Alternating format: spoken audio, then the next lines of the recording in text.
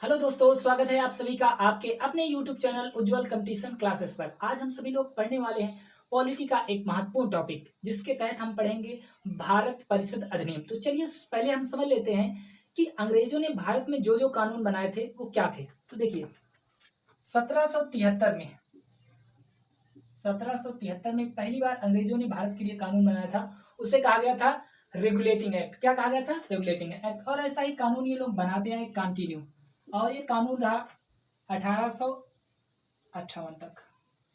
1858 तक अंग्रेजों ने भारत में जो कानून बनाया वो कंपनी के रूप में बनाया। मतलब हम कह सकते हैं कि 1773 से लेकर के 1858 तक अंग्रेजों ने भारत में कंपनी के रूप में शासन किया। तो कंपनी का शासन कब से कब तक रहा भारत में? कंपनी का शासन रहा 1773 से लेकर के 1858 में।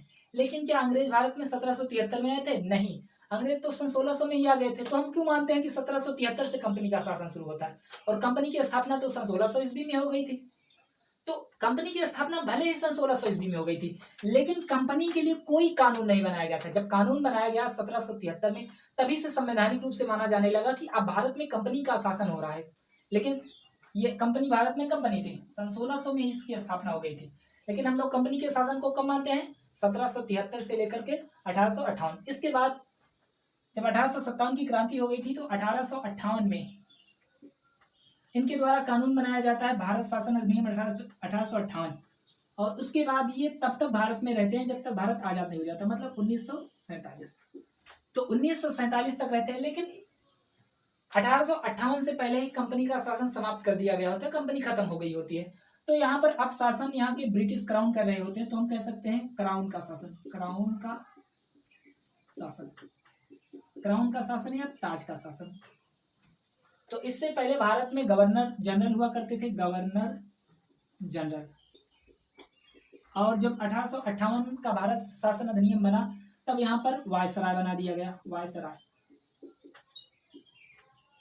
तो अंग्रेजों ने भारत में कितने टर्म में शासन किया? 2 टर्म में। नंबर फर्स्ट, कंपनी का शासन, मतलब कंपनी के रूप में शासन किया। दूसरी चीज क्राउन का शासन, मतलब ताज का शासन। कंपनी का शासन कब से कब तक? 1773 से 1858 तक। और क्राउन का शासन 1858 से लेकर के 1947 तक। देखिए 1858 में भारत शासन अधिनियम बनाया गया था। 1858 में भारत शासन अधिनियम बनाया गया था। उसके बाद यहां से अंग्रेजों ने भारत के लिए 3 कानून बनाए, जिसे कहा गया भारत परिषद अधिनियम। क्या कहा गया? भारत परिषद अधिनियम। भारत परिषद अधिनियम। और इस भारत परिषद अधिनियम में कौन कौन से एक्ट शामिल थे? 1861 का अधिनियम, 1892 का अधिनियम और 1909 का अधिनियम। तो ये 3 भारत परिषद अधिनियम बनाए गए 1858 के भारत शासन अधिनियम के बाद। तो इसमें से हम लोग 1861 तक पढ़ चुके हैं। अगर आपने उन वीडियो को नहीं देखा तो डिस्क्रिप्शन में लिंक दिया गया है, जाइए और पूरा वीडियो देखिए। तो हम लोग कहाँ तक पढ़ चुके हैं? 1861 के भारत परिषद अधिनियम तक। और आज हम लोग पढ़ेंगे 1892 और 1909 का एक्ट। तो चलिए इस 1892 और 1909 के एक्ट को समझते हैं। इसको मैंने इसलिए बताया ताकि आप थोड़ा लिंकअप हो जाए, क्योंकि अगर मैं 20 से ही पढ़ाना शुरू कर देता तो शायद आप समझ नहीं पाते। अब आपको समझने में कोई दिक्कत नहीं होगी, क्योंकि भाई हम लोग यहाँ से यहाँ तक पढ़ चुके हैं 1861 तक। अब पढ़ने वाले हैं 1892 के भारत परिषद अधिनियम को। तो चलिए इसको नोट कर लीजिए, फिर हम आपको आगे बताते हैं। नोट कीजिए जल्दी से।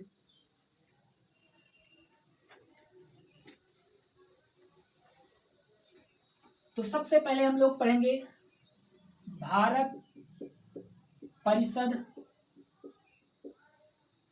अधिनियम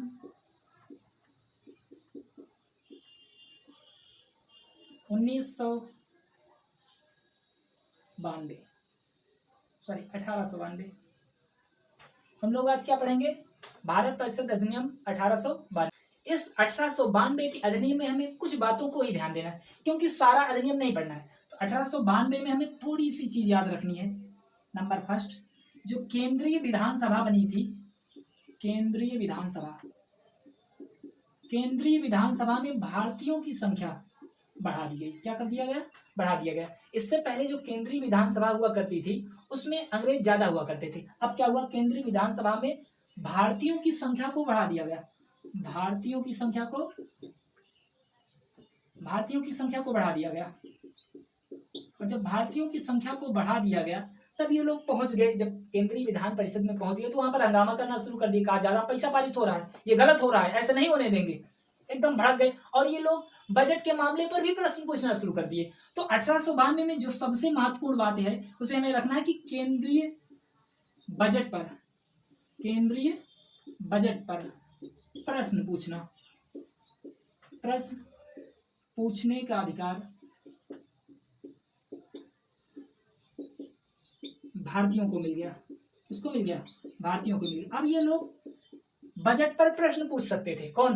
भारतीय लोग। इससे पहले बहुत कम केंद्रीय विधान सभा में भारतीय हुआ करते थे, अब ये लोग वहां पर संख्या बढ़ा लिए और केंद्रीय बजट पर, पिन पॉइंट क्या है? बजट। तो बजट पर प्रश्न पूछने का अधिकार कब मिला था? 1892 के भारत परिषद अधिनियम के द्वारा। दूसरी चीज, यहीं से चुनाव प्रारंभ हुआ। क्या प्रारंभ हुआ? चुनाव। मतलब जो केंद्रीय विधानसभा में भारतीय जा रहे थे, ये ऐसे नहीं कि बस घुस गए, मामा के लड़का को ले लो, मौसी के लड़का को ले लो, घुस जाओ, ऐसे नहीं होता था। यहाँ पर क्या होता था? एक अप्रत्यक्ष निर्वाचन होता था, परोक्ष रूप से निर्वाचन हुआ और उस निर्वाचन के द्वारा लोगों को केंद्रीय विधान परिषद में डाला गया।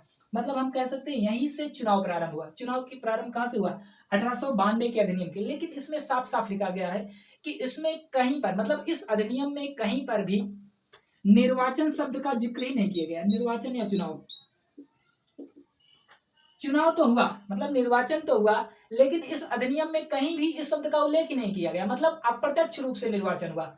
1892 के द्वारा भारत में अप्रत्यक्ष निर्वाचन शुरू होता है, प्रत्यक्ष रूप से नहीं, अप्रत्यक्ष रूप से। तो 1892 में बस ये 3 पॉइंट याद रखने हैं। नंबर फर्स्ट, केंद्रीय विधानसभा में भारतीयों की संख्या को बढ़ा दिया गया, ये लोग घुस गए, और जब घुस गए तो क्या किए? बजट पर हंगामा करना शुरू कर दिया, मतलब बजट पर प्रश्न पूछने लगे।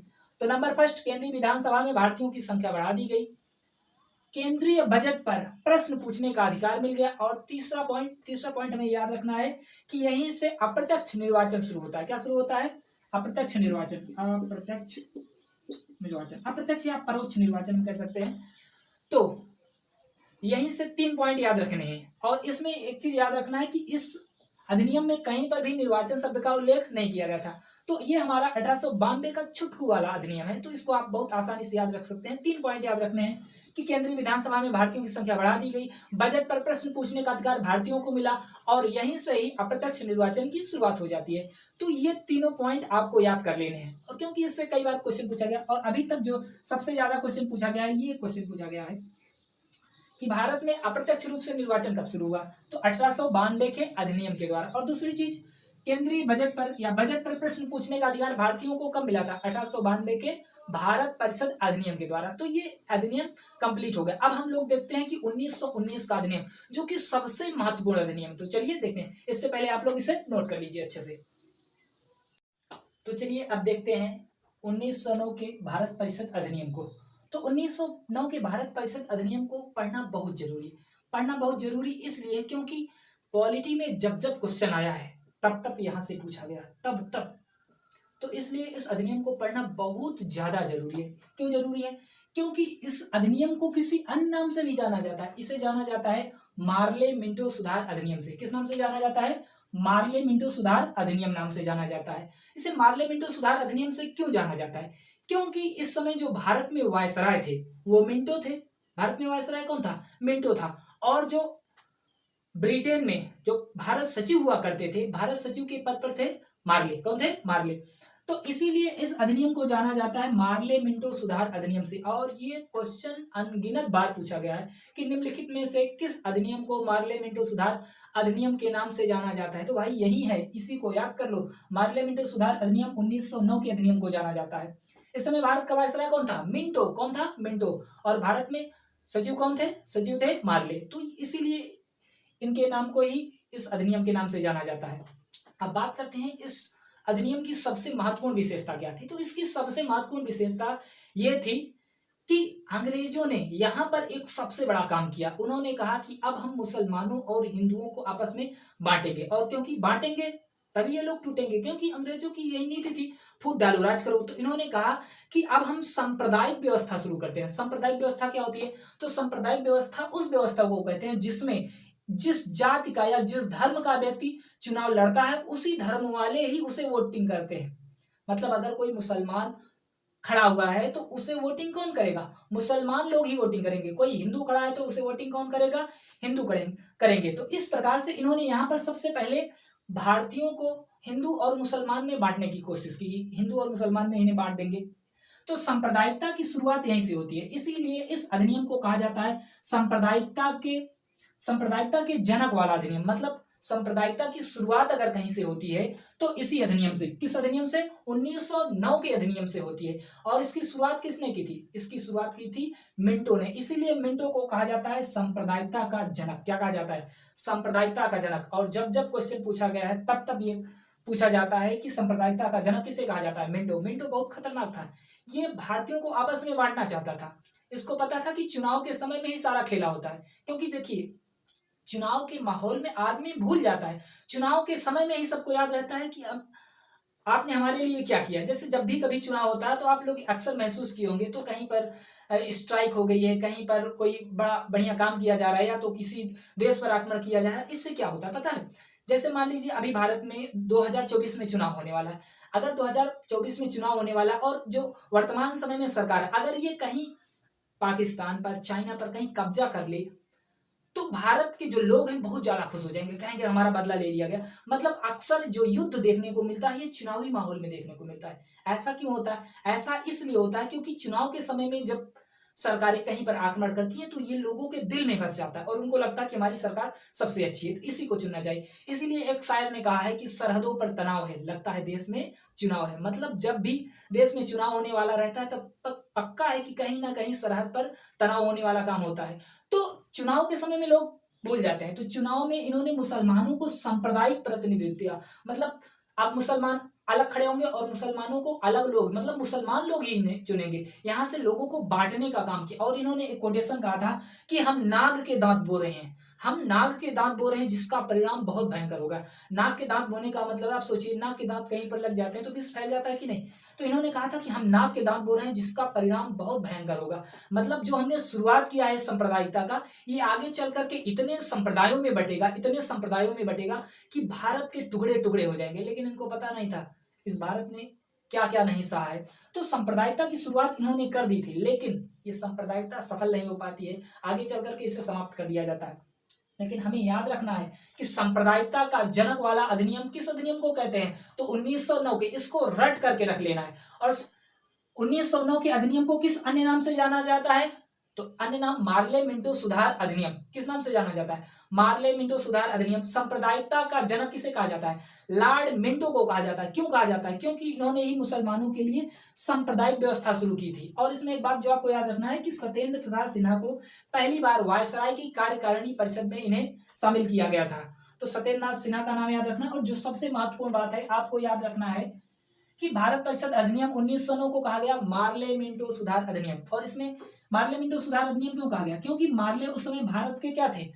भारत में राज्य सचिव थे। और मिंटो क्या थे? भारत में वायसराय थे। इसीलिए इस अधिनियम का नाम बन गया मार्ले मिंटो सुधार अधिनियम। इसके बाद भाई ये तो हम बता ही दिए कि वायसराय मिंटो थे, भारत सचिव कौन थे? मार्ले थे। तो सांप्रदायिकता का जनक वाला अधिनियम इसीलिए कहा जाता है क्योंकि यहीं से शुरुआत हुई थी सांप्रदायिकता के, मतलब मुसलमानों के लिए सांप्रदायिकता की। तो यहीं से इन्होंने बांटने की भरपूर कोशिश कर दी थी। इसीलिए इसे कहा जाता है मार्ले मिंटो सुधार अधिनियम या सांप्रदायिकता के जनक वाला अधिनियम। तो इसमें आपको ये बातें एकदम याद करके रखनी है क्योंकि जब जब क्वेश्चन पूछा गया है, पक्का यहाँ से पूछा गया है। तो इस अधिनियम की यही विशेषताएं हैं। अगर आपको हमारा वीडियो अच्छा लगता है तो वीडियो को दिल से लाइक कीजिए और हमारे चैनल को सब्सक्राइब कीजिए। जय हिंद, जय भारत।